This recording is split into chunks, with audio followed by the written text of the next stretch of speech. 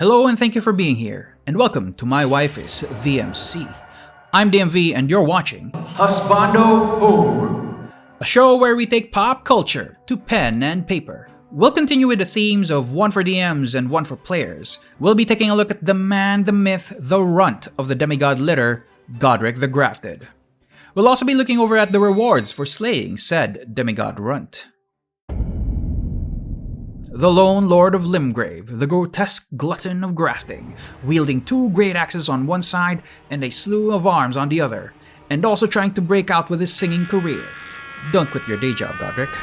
In Elden Ring, Godrick is likely the first shardbearer a regular player would encounter. He also happens to be the easiest, but that doesn't mean he should be taken lightly. He's got a fairly low AC of 12, which more or less matches how easy it is to hit him in the game. HP is not bad at 209 on average, but that's more than meets the eye and we'll get to that later. Stats lean towards strength and constitution. Godrick is big, but he's not slow, hence that dexterity of 12. Intelligence of 12, since I wager he's a bit more learned as a noble, though he does tend to let his hubris be his downfall if the lore surrounding him is any indication.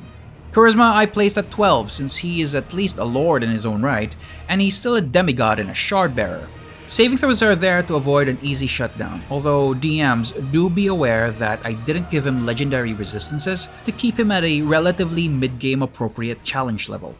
If it ever becomes relevant, I figured Godrick to have history and persuasion from his noble background, religion for having some knowledge if not outright fanaticism towards dragons, and he commands enough respect from his soldiers through persuasion or intimidation. He does have one resistance to fire, but that's only if his dragon grafting trait is activated. I'll get to that trait in a bit. Languages, well, the lands between seems to have dialects and accents more than different languages, ranging from "a pleasure to meet thee, tarnished" to "Marcus, you must be hungry." Ultimately, I settled on common and draconic just for flavor. So this boss is a CR12 boss fight. Let's take a look as to why and how. So first trait is dragon grafting. This is basically a modified mythic trait, but with a bit of a twist. This one activates when Godrick's at half HP rather than being reduced to 0. I do this to give a nod to the games, where the face changes for most bosses happen mid-fight instead of reducing them to 0. This tweaked mythic trait also puts Godrick back at half HP rather than full. As part of activating the trait, he is freed from all conditions and then he uses his Bear Witness, which I'll get to in a bit. Now, I wrote this as permanent, but that's really just a flavor thing in case your campaign has Godrick survive his encounter with your players. I don't know how Godrick keeps removing the dragon head and then putting it back on the dragon, which is on the stake every time you respawn, so I figure this might as well be a permanent transformation. Second trait is Grafted Lord, which is my excuse for giving Godrick two great axes to hit the PCs with. Godrick hits pretty hard in melee, but he's got some ranged options with his Stormblade also. He also has different options depending on whether his dragon grafting trait has been activated.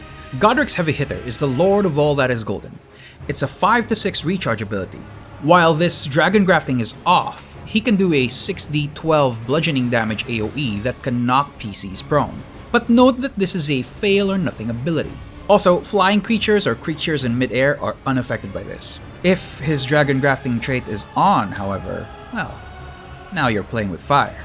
Godrick can choose the kind of area he'll be spitting fire from, line, cone, or 20-foot burst. Either way, that's a DC 16 save for 10d8 on a fail or half as much on a success.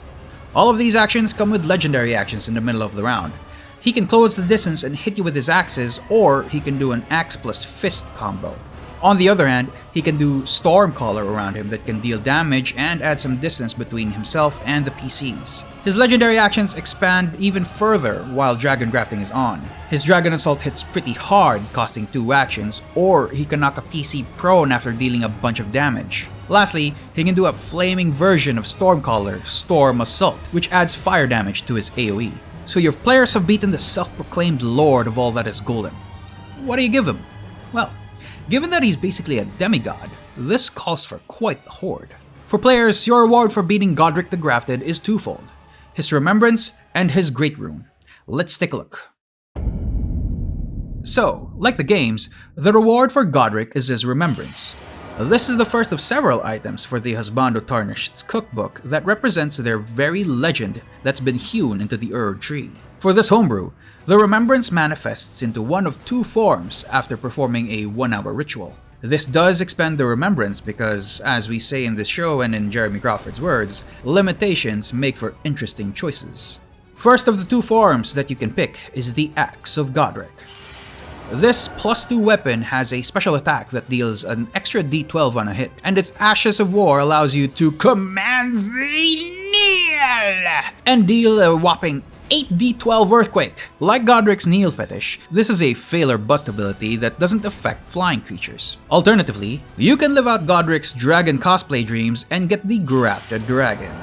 This is a special +2 fist weapon that deals 1d4 bludgeoning and 1d4 fire damage on a hit. If you don't use the optional rules for additional weapons, it specifies the scaling values of the weapon. As its Ash of War, force your enemies to bear witness! Unlike Godrick's multiple choice AoE, this one is a simple 10-foot burst that deals 8d8 fire damage on a failed save or half on a success. We're not done. The remembrance is one of two rewards you get from Godrick. The second one is a special artifact, Godrick's Great Rune. Well, I suppose it's your Great Rune now. This is a special artifact that you can attune to.